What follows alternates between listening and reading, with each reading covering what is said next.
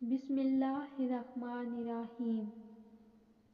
مختار بن ابی عبید ثقفی ان چند حکمرانوں میں شامل ہے جنہوں نے بنو امیہ کے خلاف تلوار اٹھائی، اور یہ عبد الملک بن مروان کا زمانہ تھا جب مختار ثقفی کو کوفہ پر تسلط حاصل ہوا۔ یہ تابعین میں سے تھا اور اس کے والد حضرت ابو عبید ثقفی رسول اللہ صلی اللہ علیہ وآلہ وسلم کے مشہور صحابی تھے۔ مختار نے 66 ہجری کو حکومت وقت کے خلاف تلوار اٹھائی اور یہ قسم کھائی کہ اگر میں کسی بھی ایسے شخص کو قتل نہ کروں جو کربلا کے واقعہ میں ملوث تھا تو مجھ پر خدا کی لعنت ہو۔ ناظرین گرامی، یہی وہ قسم تھی کہ جس نے مختار ثقفی کو مقبولیت کی بلندیوں پر پہنچا دیا۔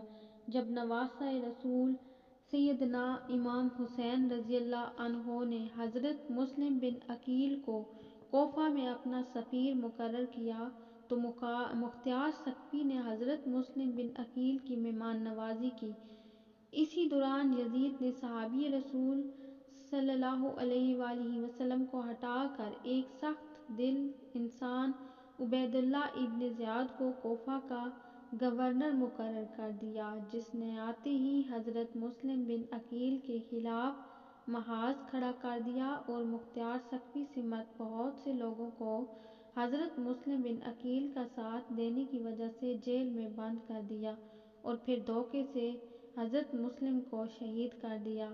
مختار ثقفی جیل میں اس آس پر تھا کہ نواسۂ رسول حضرت سیدنا امام حسین کے آتے ہی کوفہ کے حالات ٹھیک ہو جائیں گے، لیکن بدقسمتی سے ایسا نہ ہوا اور بالآخر وہ واقعہ پیش آیا کہ جسے تاریخ لکھتے ہوئے بھی خون کے آنسو روتی ہے۔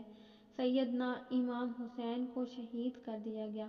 اس واقعے کے تقریباً 6 سال بعد مختار ثقفی کو کوفہ پر حکومت بنا لی اور قسم کھائی کہ واقعہ کربلا میں ملوث تمام کرداروں کو جہنم واصل کر دوں۔ مختار نے کچھ لوگوں کی مدد سے 6000 لوگوں کے ناموں کی فہرست تیار کی جو کہ واقعہ کربلا میں یزید فوج تھے، اور طے کر لیا کہ ان میں سے کسی کو زندہ نہ چھوڑوں گا، انہیں عبرت کا نشان بنا دے گا۔ آئیے اس فہرست میں سے کچھ بڑے لعینوں کی موت کا ذکر کرتے ہیں جو کہ مختار کے ہاتھوں عبرت کا نشان بنے۔ سب سے پہلا عمر بن سعد کی بات کرتے ہیں۔ عمر بن سعد کربلا میں امام حسین اور اصحاب کو بردردی سے شہید کرنے والے لشکر کا سپہ سالار تھا۔ مختار نے عمر بن سعد کو قتل کرنے کا عزم کیا اور کہا کہ میں بہت جلد ان صفات کے حامل شخص کو قتل کر دوں گا کہ جس کا قتل زمین و آسمان اور اس کے تمام رہنے والوں کے لیے خوشنودی کا باعث ہوگا۔ حسین نامی ایک شخص اس مجلس میں بیٹھا ہوا تھا۔ وہ مختار کی بات سمجھ گیا اور اپنے بیٹے اریان کو عمر ابن سعد کے پاس بھیجا اور اسے خبردار کر دیا۔ دوسرے دن عمر سعد اپنے بیٹے حفص جو کہ جنگ کربلا میں بھی اس کے ساتھ تھا، مختار کے پاس بھیجا تاکہ اس کے ساتھ گفتگو کرے۔ حفص جب مختار کے پاس پہنچا تو مختار نے اپنے ایک فوجی افسر کو جس کا نام کسان تمار تھا مخفیانہ طور پر اپنے پاس بلایا اور سائے حکم دیا کہ ابھی عمر سعد کے پاس جاؤ اور اس کا سر تن سے جدا کر کے میرے پاس لے آؤ۔ ابن قتیبہ کہتا ہے کہ کسان مختار کے حکم سے عمر بن سعد کے گھر میں داخل ہوا اور دیکھا کہ وہ بستر میں بیٹھا ہوا تھا۔ جب اس نے کسان کا حشرناک اور غضب آلود چہرہ دیکھا تو اپنی موت کا یقین کر لیا اور چاہا کہ اپنی جگہ سے اٹھ کر بھاگے، لیکن لحاف میں اس کا پاؤں پھنس گیا اور وہ بستر کے اوپر ہی گر گیا اور کسان نے بغیر کوئی مہلت دیے اسے وہیں قتل کر دیا اور اس کا سر تن سے جدا کر دیا، اور یوں اس کی زندگی کا آخری ذلت آمیز ورق اور رنگین باب ختم ہوا۔ کسان جب عمر سعد کا منحوس سر لے کر مختار کے پاس آیا تو مختار نے عمر کے بیٹے حفص کو خطاب کر کے کہا، اس کٹے سر کے مالک کو جانتے ہو؟ اس نے کہا ہاں، اور اس کے بعد زندگی میں کوئی بھلائی نہیں؟ مختار نے کہا ہاں، تیرے لیے واقعتاً زندگی فائدہ مند نہیں اور حکم دیا کہ حفص کا سر بھی تن سے جدا کر کے اس کے باپ کے ساتھ رکھ دیا جائے۔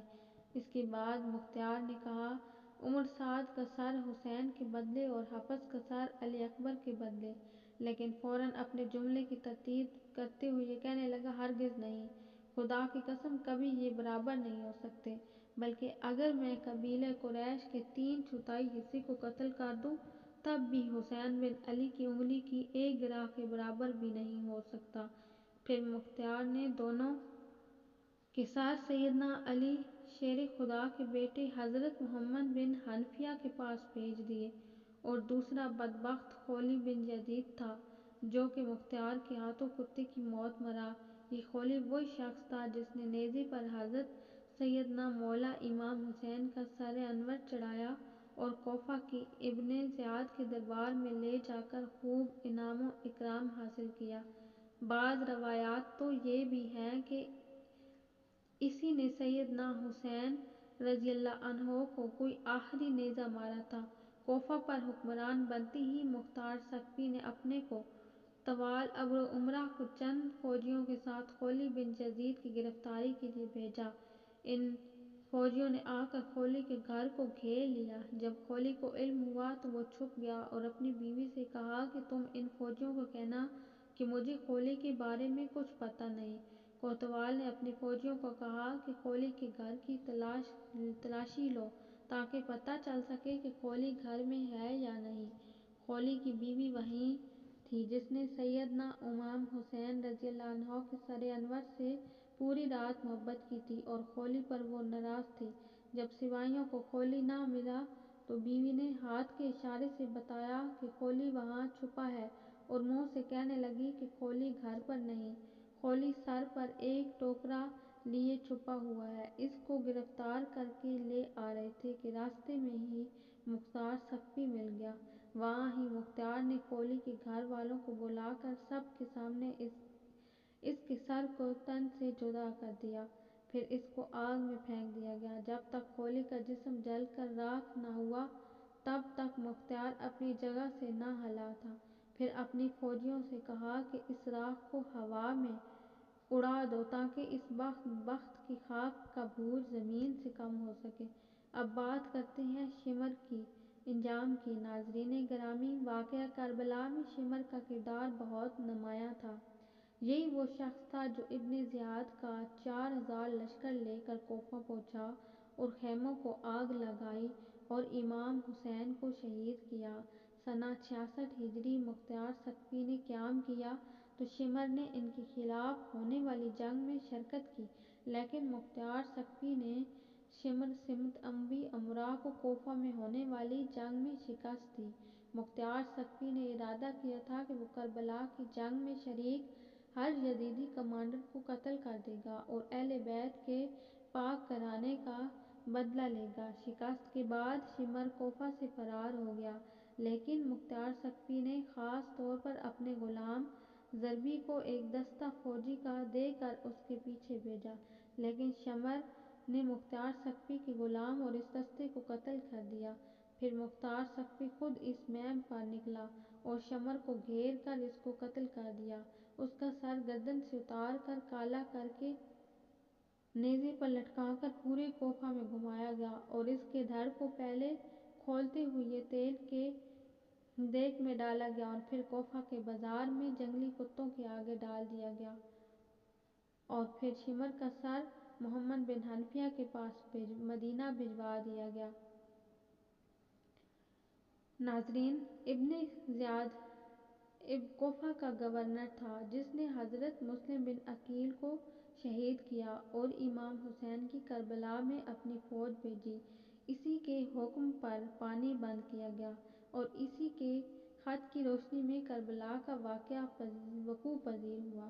مروان کی حکومت میں ہی سلمان بن سرد خزاعی نے توابین قائم کی جو کہ کوفے کے توبہ کرنے والوں پر مشتمل تھے اور جو نواشہ رسول حضرت امام حسین کی شہادت کا بدلہ لینا چاہتے تھے۔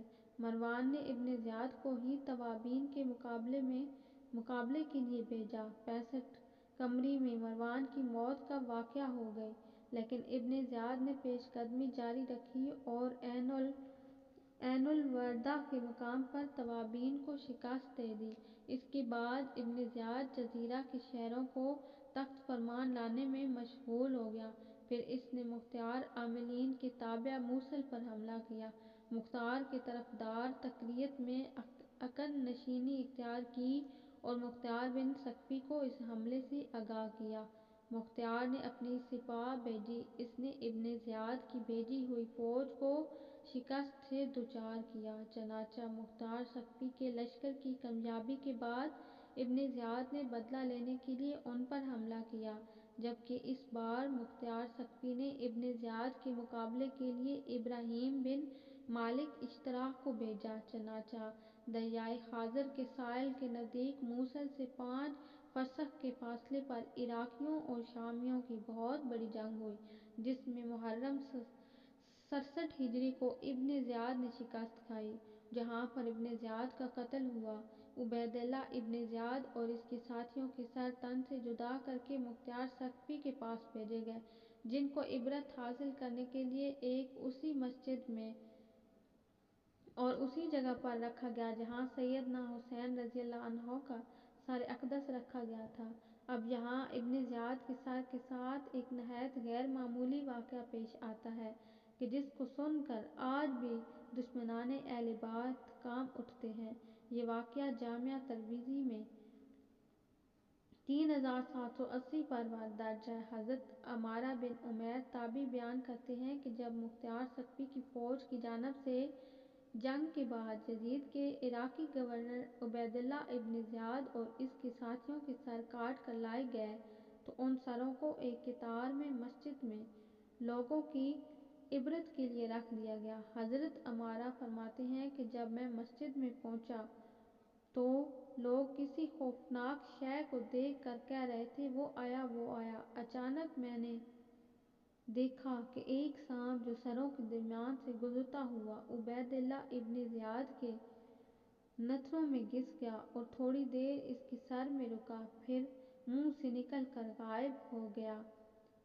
کچھ دیر بعد دوبارہ شور برپا ہوا، وہ آیا وہ آیا۔ حضرت عمارہ تابعی فرماتے ہیں کہ اس طرح اس سانپ نے 2 یا 3 بار یہ عمل دہرایا۔